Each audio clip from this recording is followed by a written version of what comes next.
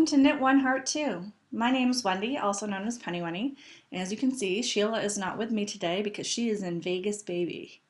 So I'm on my own, and I'll do what I can to make the show interesting since I have very little to show you this week because it's been a crazy, lazy week. So anyway, I'm going to start off by reminding everyone that we have a holiday-themed knit-along going on. The goal of the knit along is to knit anything that has a holiday theme. And by holiday, we mean a holiday that's coming up now. So Christmas, Kwanzaa, Hanukkah, whatever holiday you have that's coming up in the next 2 months is eligible, and the item has to have a theme of it. It's not supposed to be a gift to be given, although you could give it as a gift, but the actual item needs to have something to do with a holiday. In my case, I'm going to be working on a Christmas advent calendar where you knit little ornaments that you hang on a ribbon. I started it last year and I got through, I think, 12 days and I didn't finish it.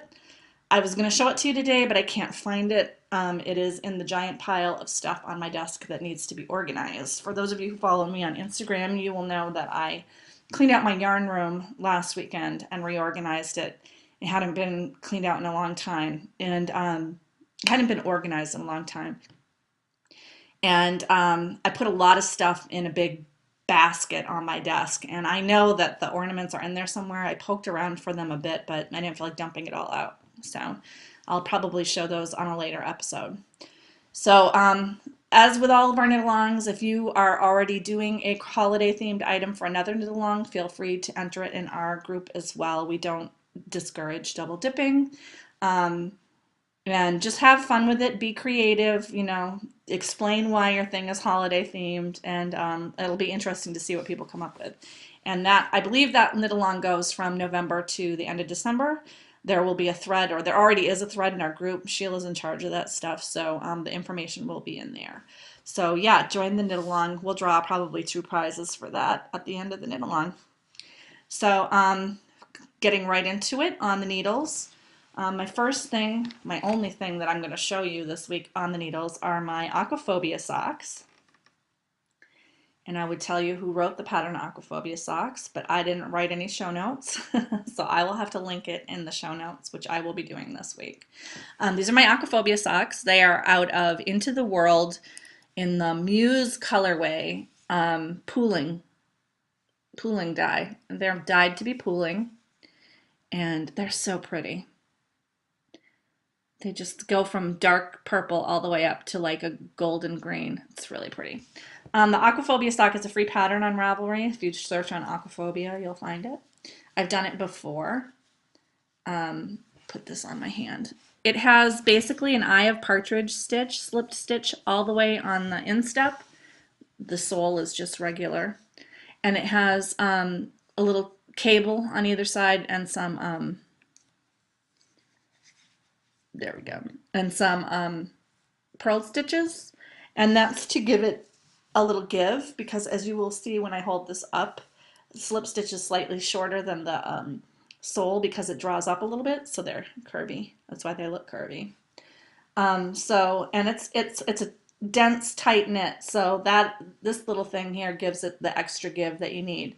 It is a big sock. If you read the show notes for this, you will see a lot of people have found that it's a really wide sock because it's knit on like 74 stitches or something.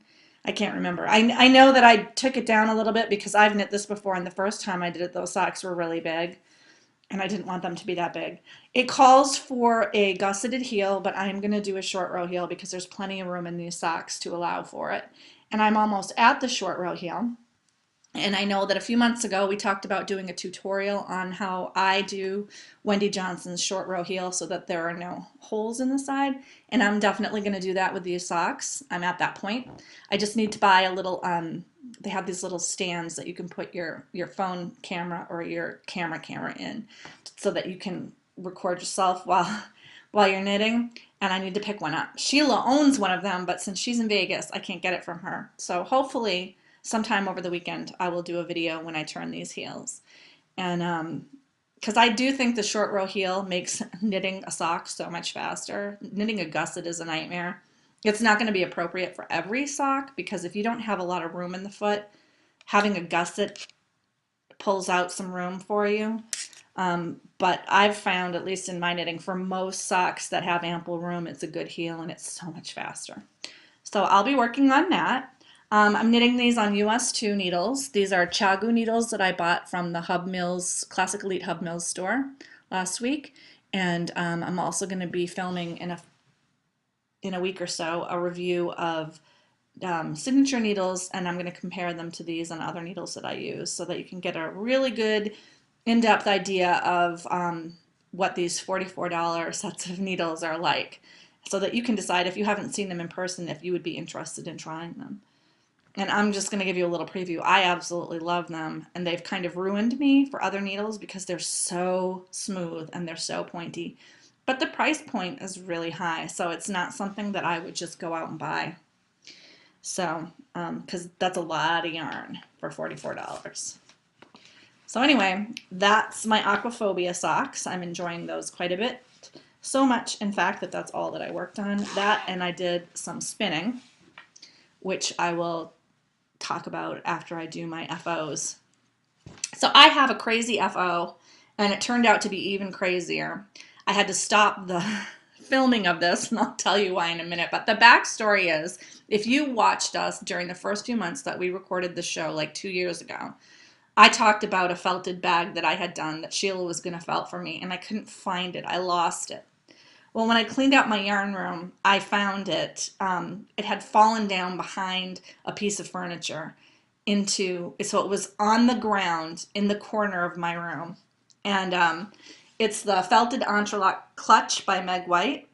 I knit it out of Poems, or Wisdom Yarns Poems brand yarn in the variegated colorway. It's just a cute little, you felt it up. And you can see that because it has lain on the carpet, it has moth damage or carpet beetle damage. I'm more inclined to think carpet beetle damage. And the reason I say that is because I found a carpet beetle larva in the bag right when I was recording, and I had to stop and clean it out and destroy it. I do have carpet beetles. It's an old house, and I do store my my normal knit stuff I store so that carpet beetles don't eat it, but since this laid on the floor for 2 years, Lord knows. I'm surprised that the only damage to it is this. The good news is this is a felted bag, so I'm just going to stitch it up with some waste yarn and felt it, and you will never know that it was chewed on. The rest of it seems to be in pretty good condition. So anyway, Sheila was very excited that I found this. She is going to felt it for me. She's the queen of felting things in her machine. So that's my FO, my long time FO. I think I finished that in either 2008 or 2009, so it's really old. And I don't even know if I want it anymore. It's been so long since I knit it, but it was a lot of fun to knit. I do want to tell you about this pattern. Felted Entrelac bag. I don't know if it's been updated because it's been like 3 years since I knit it, but it took me and another friend who is a very experienced knitter 3 hours to figure out the instructions. So neither one of us ever knit entrelac before. So this is not a good pattern if you've never tried entrelac before. There are probably patterns out there that have better instructions that are not going to be so crazy. I know that for at least 2 years after I did the first one, because this is my second of these bags, I would get regular mails from people asking me to explain the instructions to them because they saw that I had successfully finished a project. And I spent a lot of time explaining it to people because, you know, I'm nice like that. I would hate for someone to go through what I did when I knit this pattern. It was frustrating and horrible. So my advice to you is, if you do want to do this bag and you've never done entrelac before, learn how to do entrelac from something else and then go to this pattern and you will understand it better. So yeah. So that's all I have to say about that. I'm a little disturbed about the carpet beetle, but what can you do? So that's my FO for the week. That's all I have. Whirlwind Romance. I did do a lot of spinning this week, which is a part of the reason why I don't have a lot on the needles. but I was really lazy and I plied and I didn't skein any of it. So I have another 700 yards of this. This is one of my pre-existing skeins. This is my Spinner's Hill blend that I got from Mass Sheep and Wool. And I am spinning for the Skipper D sweater. And I think that I am going to go ahead and start swatching for it because I have about, I guess I have another, no, I have another 300 yards. So I have about 1,000 yards spun now. And I think I'm going to start knitting for it. The pattern calls for, I figured this out before. It calls for 8 skeins at 220 yards. So I don't know what that is. It's more than 1,000 yards. Is that right? No, 17. I think it's 1,700 yards. So I have about 1,000. I have like maybe 2 more rounds of spinning before I have enough to do this, but I kind of want to start swatching it to see if I'm under gauge or over gauge or whatever it is. I think this is going to knit up a little bulkier than the pattern calls for, so I don't know, I might have to change it up a little bit. So that's that. Don't have that to show you. I didn't finish my my Kiviot at all because I put up the machine, the wheel is up, and I didn't take it down again. That's kind of a pain. I have house guests this week. My mother is with me. Well, part of this week she went up to Maine, but my mother is staying with me, so we've been doing a lot of stuff during the day other than me normally spinning and knitting, which is why everything's kind of low. So let's see, that's On the Needles and Finished Object and Whirlwind Romance. Future dates. My only future date that I have planned right now is Skipper D. Although I've been kind of like looking around for a short, quick, instant gratification project. Somebody on Instagram showed this hand-warming cup cozy where you put it over your mug or your coffee when you're outdoors and you can actually slip your hands in it. Sorry, that would be my husband's notification that he has a meeting in 10 minutes. I'll turn it off so when it goes off again, we don't hear it.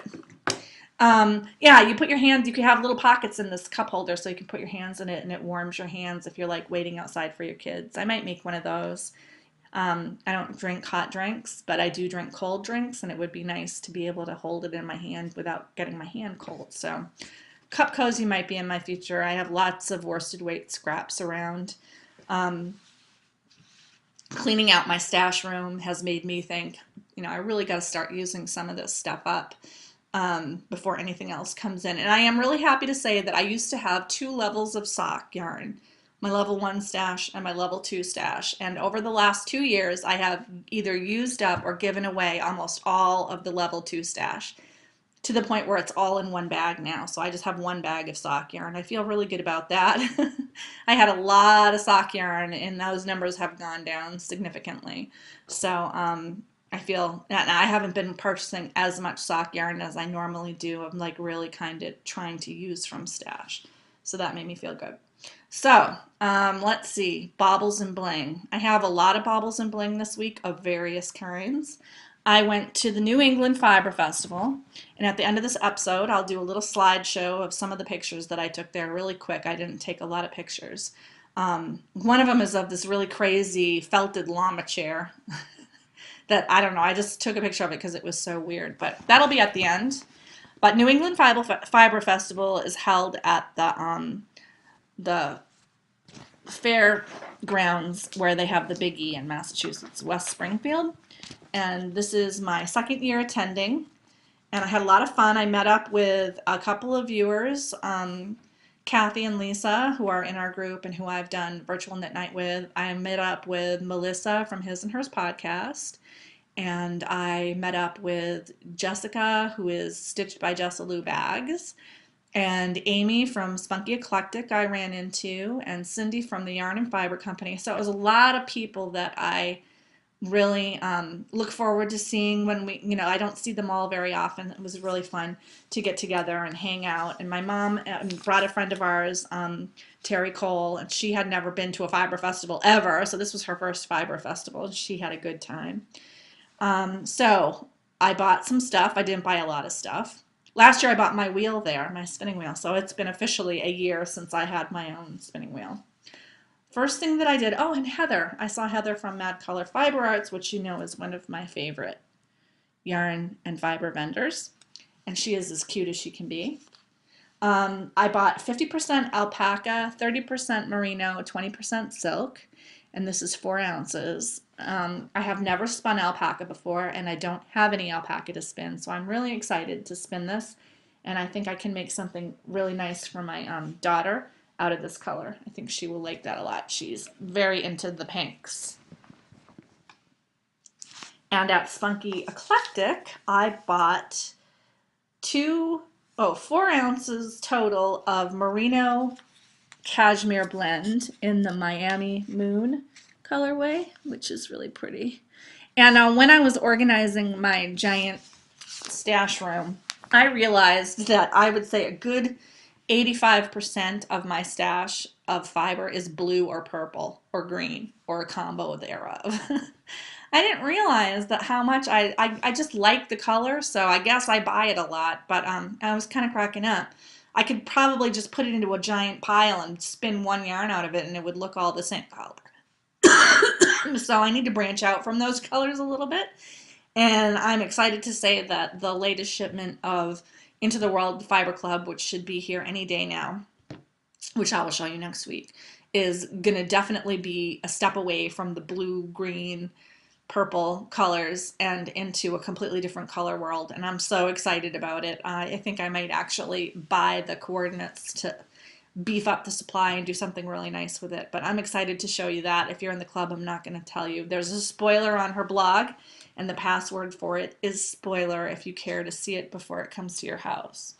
So I'm looking forward to that. So that was the fiber that I got, and Amy gave me a Are You Feeling Spunky Eclectic bag. So that was nice. I have 2 of them now. They're reusable, like those shopping bags, so I can use them for shopping. And then the other thing that I got, I was totally sucked into it. I was talking with my friend Jessica, who is Stitched by Jessalou, and I have several of her bags and a little bucket that attaches to my spinning wheel. But when I saw this bag with the little piggies and the blue flowers, and here's my Spunky Eclectic button. Here's the back. I totally had to get it, especially when I saw that the inside was these cute little birds. I love this bag. And as a part of Gossip and Innuendo, which I'll move to in a little bit, I'm going to talk about what I like to see in a good bag, discussing my 3 bag makers that I have the most bags of. As you know, I have a lot of bags. So that if you are considering buying your first project bag, I know not everybody wants to spend the money on a cute little project bag, but if you are, you can I can give you an idea of what I think is important to look for or to ask about if you're gonna do it and get your money's worth, because I think the 3 bag makers that I have the most of are really good, which is why I keep going back to them. So I'll talk about that in a little bit. The other baubles and bling that I have are not knitting related, but they are so darn cute. I just had to show you. So a few weeks ago, my mom found this Hallmark ornament, and it's continuing a tradition she has of sending me Hallmark ornaments from the movie A Christmas Story. And this one is when Ralphie sees the light. It's Ralphie looking at the leg lamp. That is so cute. I love Ralphie's face. I also have Ralphie in the cowboy outfit and just the leg lamp ornament that I've gotten from my mom over the years, because our family in particular, we love A Christmas Story. We quote from it all the time, all year round. And Christmas is one of my favorite holidays just because there is a station that actually plays this for 24 hours in a row, and we watch it because yes, we like Ralphie and that's that Christmas Story movie that much. So that's my annual Ralphie ornament. And then my mom and I, we went to see the Thanksgiving. I'm way ahead of myself. We went to see the Halloween parade at my kids' school. They do a little parade at the end of the school day on Halloween. They all wear their costumes. They walk around the school a couple of times. You watch them and take pictures. Somebody there was wearing a Mr. Stay Puft outfit from Ghostbusters, and which I thought was super cute. So I was like, remember Mr. Stay Puft? Because we joke about it. The face that he's all happy and then he makes this horrible face at the end, and it's kind of creepy. So anyway, when we went to Hallmark, for some other reason, they have Mr. Stay Puft ornament. And he makes sound, but I don't know if he has batteries. Yeah, I have to put the batteries came with him and they're not in there, but he plays the Who You Gonna Call song from Ghostbusters. So I love Mr. Stay Puft. When you have set up your Google Gmail account, you can put pictures for all of your friends. Like they could have their own picture, but if they don't, you can set up a picture for them. And my mom is Mr. Stay Puft because it's kind of a running joke between us. So I'm excited that this is like a thing again. Who even knew that Ghostbusters would be a thing again? But so that's my Stay Puft Marshmallow Man. And then the last thing is my daughter wanted to get this for me because she knows my addiction. So when we were at Dunkin' Donuts, we got a Dunkin' Donuts ornament. How cute is that? They had a little donut one, and they had another one that I think was a might have been like a go mug, like a coffee mug, but this is really cute. So because oh, it says, what are you drinking? Everybody knows what I'm always drinking is Dunkin' Donuts. Although what you may not know is that this is a Dunkin' Donuts cup with iced tea that I made in it because I like their cups a lot, but I don't actually buy Dunkin' Donuts every single day. I buy it a lot, but not every single day. I just reuse the cups. So yeah, that's me getting ready for holiday. I don't know what some of you do, but in our family, we have Thanksgiving, and then the weekend after Thanksgiving, we buy our Christmas tree and we get it all set up early because I like to enjoy all the ornaments. I'm a big fan of ornaments. I know not everybody is that crazy. So I think that's all my baubles and bling. I think I did this out of order, but crushes and heartbreaks. I gotta tell you my heartbreak. And this is another reason why a lot of stuff didn't get done this week. If you've watched for a long time, you will have heard me say before that I suffer from generalized anxiety disorder. And I've been diagnosed, I've had it my whole life. I was diagnosed in my 30s, and I am now controlling it very well with medication. And if you have any questions about the medication that I use or anything like that, feel free to PM me. I'm very open about it to people because it took me a long time to accept a medication as something that I would try because I felt humiliated and I felt like it meant I was mentally ill and I should be able to sort of suck it up and pull myself up by the bootstraps and get over it. But what I learned is that unless you catch it very early or you have a very mild case, things like cognitive behavioral therapy don't always help enough. And some people become candidates for medication. Medication probably shouldn't be your first option, but it's something that is out there and there's no shame in taking it. And my life is a million times better now that I do take it. But associated with having been a lifelong anxious person is I have several different phobias. And I know that Lois from Knitting's My Bag was laughing at some of them because some of them are really ridiculous. I don't worry about them as much as I did before I was medicated, but there are a few things that I'm really just not over. And one of my biggest phobias is lice. I don't know why I have this phobia. I have never had lice. No one in my family has ever had lice. My children have never had lice. I've never actually seen lice in real life. But for some reason, the idea of lice freaks me out. So, having two children in the elementary school system, there is a lice notice at least 3 times a year because it goes through the schools. And people now know it's not associated with being dirty. It just, that it likes clean hair. It's just from kids. They're close together. They put their heads together. They share headbands and hats, or it gets on their coats. I don't know how it happens, but it spreads around the school every single school year. So I feel kind of silly about this. I do have special shampoo that has tea tree oil, rosemary, and some other stuff in it that I make the kids use because it allegedly repels lice. They don't like it. There's a leave-in hairspray, and it's called Fairy Tale Hair Products. So if you are also lice phobic like me, you might want to look into it. You can get them online. I get them at my hairdresser. So,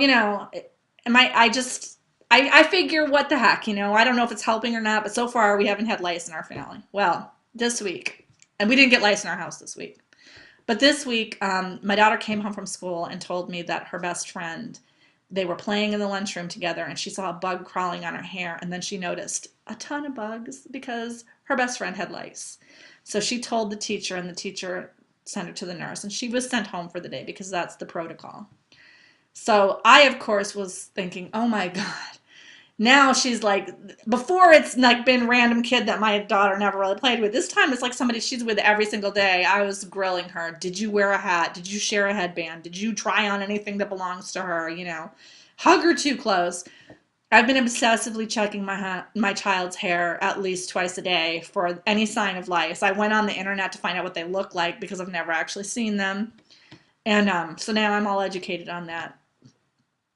And so a couple of days went by and I was feeling calmer about it. And then Lily came home and told me that her other best friend has lice.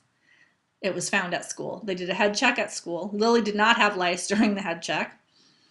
Her friend did. She was sent home. So now her two best friends, the kids that she plays with every single day, kids that she went trick-or-treating with, that have been in my house in the last 2 weeks, both have lice. So I am really just ramped up to the next level. I've been dreaming about lice. I've been checking my own head. Lily is starting to get sad because I check her head so much. I really don't think she has lice. I'm making her wash her hair every night. I don't know if that helps, but the tea tree oil allegedly repels it. It's gotten to the point where I was in Target and my kids wanted to get these hats, and I was like, check them for lice before you put them on because I'm literally going crazy over this. So I don't know. I haven't slept very well worrying about this stupid thing. So yeah, lice has been going on. I'm itching right now just talking about it. So hopefully we're going to get through that. I'm going to continue to check her, I think, for about a week, and which is how long the internet says it takes them to reproduce or whatever. And if I don't see anything, I think we'll be out of the weeds. But oh my God, I feel so bad for her friend's mother having to deal with that. Of course, I think normal people would be like, oh, lice, whatever, put the stuff on their head. But for me, that would just be the worst thing ever to deal with. I don't even know if I could deal with it. So yeah, that's my first world problem for the day. So I've been freaking about that. That's my heartbreak. Hopefully, hopefully it doesn't get into my house. All right. So on to gossip and innuendo.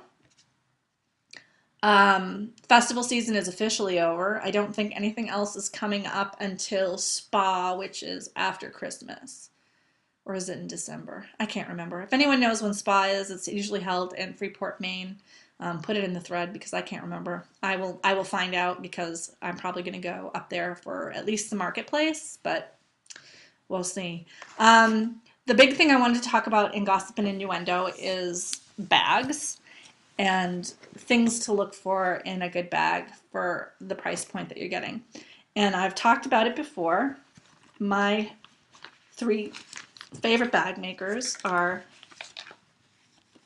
Stitch by Jessalou, who I've been buying bags from her since 2008, maybe 2000. Right after she's opened, I have 4 or 5 of her bags. She sells box bags, and box bags are good for some things. The only downside to a box bag is sometimes things get caught in the zipper. What I like about the Jessalou bag is that it's very well made. This is a double strap. It's sewed in. They are very well lined with interfacing so that they can stand up on their own. It's nice and thick. Your needles don't poke through this. One of the problems that I've had with bags that are just a single layer of cloth is that the needle, or that they don't have heavy interfacing, is that really sharp needles can poke through them and make a hole in the bag and make a hole in you. She does a lot of nice little details. There's a pull tab on the bottom and on the top to help you with zipping, so that when you zip and unzip, you have something to hold on to, which I think is really nice. And she does line them. She does not have a seamless inside. I know that some bag makers put a seamless inside, but what I do like about it is having a non-seamless inside allows for her to have everything well anchored down. I do have a couple of box bags, not by this particular maker, where the lining isn't really attached, so it's loose. And she does finish her seams with 3 stitches, so there's no way that these puppies are coming unstitched. And I love that the inside cloth is super cute too. That's really what sold me on the bag. I love pink and navy blue. I'm a big fan of that color combination, but I love it even more that there are these little blue birds on the inside because they're so cute. So that's stitched by Jessalou, and she has a trademark B on the end of all of her zipper pulls, which I think is just a nice little detail. It's a good little bag. It's worth what she charges for it because it's very well made. And the bag that I have, and I was going to pull it out to show you. Did I bring it down here? I think it has a project in it. The other bag that I bought from her in 2008 looks just as good as this one. It has not worn out at all. Everything looks really great. It still has that standalone structure because it's just a really sturdy bag. So I love Stitched by Jessalou. You can find her on Etsy. The other bag maker that I really like is Diana Couture, also on Etsy. And you'll see a common theme. I just brought out one of my yarn owls because this is my favorite product that she does. You put the yarn inside, and there you snap the top closed, and the yarn can run out. It holds your yarn. This is just like a yarn owl. It holds your yarn so that it doesn't come undone. And the thing that I like about it is it has a center hole, but if you're doing 2 at a time socks like I am, you could separate them out by putting one out of one of the side holes as well. The other thing that I like about it is it has a snap so that you can attach it. And I will point out that Jessalou can do a snap handle on hers if you ask. And I like it because the snap access means that if I don't want to use this anymore, I can easily undo it. Whereas if there was just a grommet hole in here, it might be a little more difficult because the project's really kind of stuck in there until you're done, unless you want to cut your yarn. So again, as with the other bag, it's very well interfaced. It can stand by itself. I've had this for a couple of years, and it's just as sturdy as it was the day that I bought it. It's got a nice sturdy handle. It's finished nicely on the inside. And it's got, because it has interfacing, it's got a nice cloth on the inside too, which makes it really nice. And that's her little label. Diana Couture. And I have both bags and yarn owls and stitch hoodies from her, and I love them. I use them a lot. I use these in coordination with a lot of my other bigger bags from other makers just because this is really handy to keep your yarn from going all over the place in your bag or getting tangled up with stuff. So that's Diana Couture. And the third bag maker that everyone knows that I love is Knitting's My Bag. She's also on Etsy. And once again, this bag is heavily interfaced, so it's a big bag, but it can stand up by itself. It's flopping over a little bit because it's rectangular, but it is, it stands up by itself. It has, I love this, it has a rope cord handle, but it's covered with cloth. So this is a really sturdy handle, and it has the pull, which I love. You don't have to worry about anything snagging on your knitting with a pull handle. It's fully lined, and it has a stiffener in the bottom so that you pull this out before you wash it. But it gives a little structure to the bottom of the bag. And again, it's finished very nicely. The seam at the bottom is doubled so that there's no coming apart in that. And you can hear how sturdy this bag is. I just really like it. They hold up really well too. I've been buying Lois's bags for a couple of years, and all of her bags look just as nice as they did the day that I bought them. I think it's really the interfacing and the use of really nice materials on the inside and the out that helps. And you're getting your money's worth if you get a bag that's lined like this and that is seamed really carefully, reinforced really carefully, with a lot of interfacing. So that's something to look for when you're at a festival or if you're looking online to find out if it's a good value bag. Because I buy a lot of bags. I love bags. I have a slight bag addiction, and why wouldn't I have a slight yarn addiction and a slight fiber addiction? So a pretty cloth is going to always catch my eye, but I really like the bags that are well made. I have a few that I've bought over the years that were super cute fabric, but when I got them, I realized I didn't look carefully enough. They weren't lined or interfaced. I don't use those as much because they just aren't as sturdy. They don't protect everything inside as much, and I worry. I've had needles poke through bags that are only single layer of cloth or that don't have interfacing. So that's my little thing on bags to you. If you know a great bag maker that you want to share that has really high quality bags like these, post it in the thread for other people so that we can enable them. And if you want a Lois Knitting is My Bag and More kit, she is doing pre-orders right now in her thread. I don't know if any are left, but she's doing 3 styles: the gnomes, the chickadees, and the cardinals. They all come with a coordinating stitch marker and a coordinating skein of yarn and an exclusive design by Proverbial Knitter. So I already pre-ordered my gnome bag because I have a weakness for gnomes and sock monkeys, but they might still be available. If they are out of pre-orders, there is going to be a shop update where she sells them live, so you can also do that. But I know that some people last time wanted the Halloween kit and couldn't get one before they sold out. I think they sold out in 10 minutes. So if there are still some left for pre-orders, that's a good way to guarantee that you're going to get what you're going to get. So I encourage you to do it. I think that's it. Oh, here's the Aquaphobia sock pattern. I guess I could tell everybody who it's by. Domesticated Human is the website. It doesn't say the designer's name. And that's what they look like. So I'll leave you with a few slides from New England Fiber Festival. Hopefully we'll see Sheila with me next week. And for everybody, have a great week knitting. If you need to get in touch with us, our information can be found above me on the website. There's a contact button. If you want to make a donation, you can donate to the side, or if you want to join our group or buy a t-shirt or do whatever, the links are all over here. And thank you for spending your time with me, and I'm sorry I didn't have a lot to show you. So see you next week. Have a great knitting week and knit with heart.